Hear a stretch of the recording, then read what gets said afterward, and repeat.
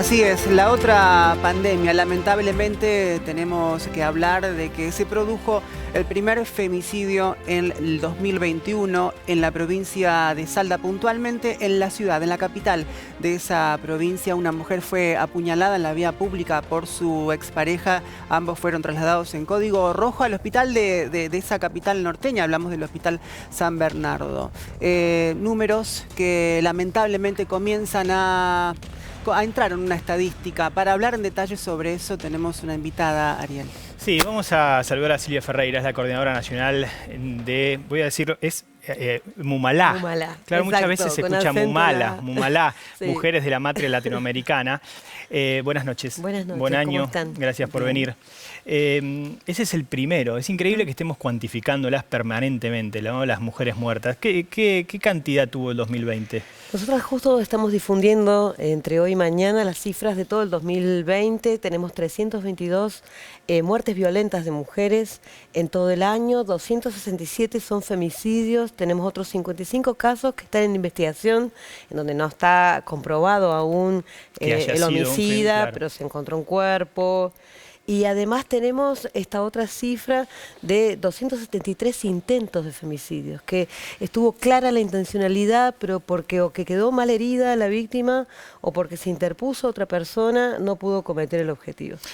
Ustedes saben, mientras vemos allí los números, ¿no? Esto es lo que ustedes ya pueden publicar o están por publicar. ¿Ustedes saben cuántos dijiste? 322 muertes violentas. Es increíble, miren ese número. ¿Ustedes saben cuántos de estas 322 denunciaron antes de ser asesinadas al agresor y al posterior asesino? Que se repite en los últimos 10 años también. Es un 20% del total de víctimas de femicidios las que acudieron al Estado, digamos, en distintas maneras para poder alertar sobre la situación de violencia. Y nosotros, 20%. Entonces, estamos hablando de 65 casos aproximadamente que pudieron haber sido evitados en caso de escucharlas. Y de ese 20%, la mitad tenía efectivamente medidas de protección ya establecidas por la justicia. ¿Por el nuevo asesino? Claro, por su victimario. O sea, por ejemplo, tenía o un botón antipánico o el propio femicida tenía una tobillera y sin embargo se cometió. Entonces, habla de la necesidad de la falla que está habiendo, de la deuda pendiente que tenemos en Argentina en respecto a la violencia machista, ¿no? Y no es en el caso del aborto que faltan leyes. O sea, tenemos nosotras leyes, pero de avanzadas. Claro, muchas leyes. Hay medidas. Pero evidentemente hay medidas, faltan cumplirlas. La instrumentación. Claro. Silvia, hablabas recién de estos 10 años. Puntualmente creo que es el tiempo que viene llevando adelante Mumalá, ¿no? Todo este trabajo de acompañamiento y la agrupación de mujeres, ¿no? Claro, nosotras en realidad tenemos desarrollo como organización desde el 2012, pero teníamos otro nombre. Pero el observatorio Mumalá, Mujeres, Disidencias y Derechos, lo empezamos en el 2015, con el Ni Una Menos.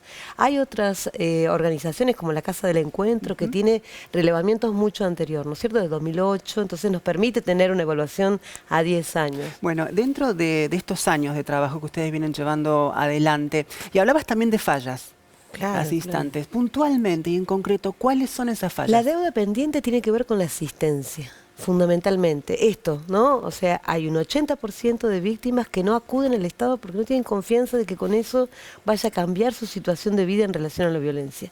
Y ese 20% que sí fue, gritan, pero no es lo que te la voz. Decimos. O sea, 10% ya tienen la medida de protección y sin embargo falla la justicia, falla la seguridad. Entonces la asistencia, el acompañamiento es la principal deuda. Después también está el tema de la justicia. O sea, la sanción, la protección, hay toda una institución que ahí hay que avanzar con decisión política para poder poner a la altura de las circunstancias. Y después la prevención. Nosotros tenemos la Ley de Educación Sexual Integral, que ahora se estuvo hablando mucho con el tema de aborto, y va más allá de la educación de la salud sexual y reproductiva. Es una ley que previene y alerta sobre los estereotipos culturales, que son base fundante para la violencia machista, ¿no es cierto? Ahora, todo esto funcionaría como componentes, herramientas que tendrían que trabajar en articulación. En articulación con los tres poderes y además con los distintos niveles, porque está el nivel nacional. Nosotros dimos un paso re importante este año con la creación del Ministerio de las Mujeres, de Género y diversidad, pero también tenemos todo un sistema de asistencia que todavía sigue siendo muy débil, que está muy lejos de ponerse a la altura de esta cifra, ¿no? De los 322 femicidios, Sí, muertes violentas, ¿no? Que una vez que lo empezamos a llevar al número, se despersonaliza y simplemente hablamos de la estadística sin hablar de esas 322 historias. De carne y hueso. Claro, en la medida que son tantas, es difícil hablar de todas las historias y lo que termina conmoviendo es el número. Hace 10 años, hace 20 años, ¿qué cifras tenían? ¿Qué cifras se manejaban? Es que en realidad no había datos, entonces es muy difícil. Hoy se visibilizan quizás la misma cantidad de casos que hace años, lo cual quizás sea más preocupante. Con tanta medida, con tanta exposición del problema, que la cifra no baje. Lo que pasa es que las cifras lo que permiten son las estadísticas, ¿no? O sea, lo que permiten es ver las modalidades, entonces las políticas públicas se pueden direccionar para atacar más de fondo, ¿no es cierto? Esto, nosotros en la pandemia ahora sabíamos que más del 60% de las víctimas de femicidios conviven con su agresor. Claro. Entonces, bueno, ahí hay una serie de políticas públicas que tienen que atender esa situación. ¿Tuvieron muchas denuncias por ese escenario, por estar casi un 40% en la línea 144 en los primeros meses de la pandemia, 40%. Por pasar mucho más tiempo del que antes pasaba. Claro, el hogar no es el lugar más seguro para quienes atraviesan situaciones de violencia. Entonces, bueno, tiene que haber medidas que permitan darle mayor autonomía a la víctima de su agresor, ¿cierto? ¿Tienen miedo de aquellas mujeres que no denuncian o que denuncian tarde? Una denuncia tardía puede ser letal. ¿Tienen miedo de su agresor o simplemente es la falta de confianza de que esa denuncia va a llegar a buen puerto? Hay mucha burocracia, porque es el tema de que, bueno, voy a la comisaría y en la comisaría esa no hay fiscalía, entonces me derivan a otra, después a otra, y una vez que inicia, por ejemplo, una causa en la justicia, para pedir un botón antipánico o para poder pedirla, bueno, la justicia a veces revictimiza a la persona que va a hacer la denuncia, dice, bueno, pero no es tan grave. Hay veces que la propia víctima llama al 911 y se subestima la alerta, entonces se llega tarde. Entonces todo, y si no te pasó a vos, le pasó a una amiga o le pasó a un familiar. Entonces eso va mellando la acción del Estado, que por eso nosotras estamos alertando desde hace 2 años ya la necesidad de establecer la emergencia ni una menos, ¿no es cierto? Son un conjunto de políticas bien específicas apuntadas a frenar estos femicidios. Hay varios proyectos en el Poder Legislativo y bueno, y creo que eso ahora en este 2021 esperemos que sea la posibilidad de avanzar así como se avanzó en un derecho tan importante como es el aborto legal, claro, que podamos en definitiva dar una vuelta de página contundente en materia de violencia machista, ¿no? Un tema tan importante, Silvia, expresado en números, realmente no nos gustaría hablar de estadísticas, ¿no? Como decíamos al principio, pero muchas veces los números sirven para dimensionar la problemática. ¿Cuántos niños y niñas se quedaron sin mamá? Nosotros tenemos una cifra que siempre supera la cantidad de femicidios de niños, niñas y adolescentes que quedaron sin madre, siempre.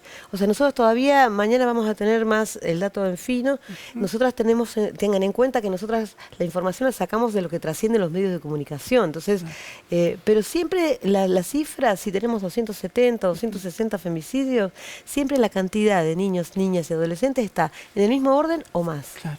¿Qué habría que legislar rápido? Vos bien decís, leyes hay, a veces no se cumplen, incluso medidas hay. Las medidas son insuficientes, evidentemente, hasta incluso medidas perimetrales que no se cumplen y que por eso llevan a asesinatos, o sin ir al caso gravísimo y límite del asesinato a nuevas agresiones.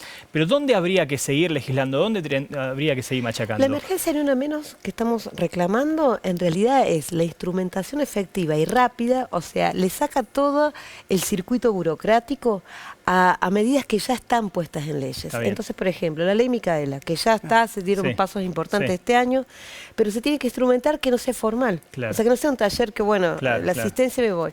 En el caso de la justicia, tienen que haber indicadores claros de cuáles son las acciones, los procedimientos que se tienen que revertir. Pero mira lo trascendente que a veces es la burocracia. Claro. Para que tengan una idea, la burocracia tantas cosas frena, pero en este caso lo que está frenando es la